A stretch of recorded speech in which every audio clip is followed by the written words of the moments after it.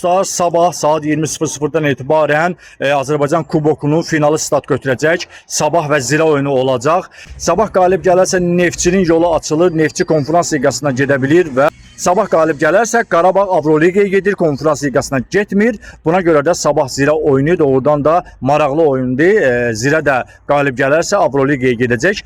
Bu oyun barədə necə düşünürsünüz? Bəziləri deyir ki, sabah qızıl dubl eləyəcək, bəziləri deyir ki, yox, sabah udzacaq. Sizə elə gəlmir ki, Əliyar Ağayevin Zira Turan oyununda, bildiyiniz kimi yarımfinalın ilk oyununda elədiyi o səhvlər bilavasitə Zirəni finala çıxartdı. Zira Avrokuboklara getmək istəyirsə, son şansı mütləq surətdə kuboku qazanmaq olacaq. Sabah nə qədər heyəti güclü olsa da Zirəyə udzacağını deyirlər. Bilmirəm hansı səbəblərdir. Burada hər kəs bir fikrini bildirir. Siz necə düşünürsünüz? Bu günləri güclü olan Sabah qalib gələcək, qızıl dubl eləyəcək, yoxsa bu mövsüm hakimlərin rəğbət bəslədiyi Zira klubu finalda qalib olub Avroligaya vəsiqə qazanacaq. Siz necə düşünürsünüz?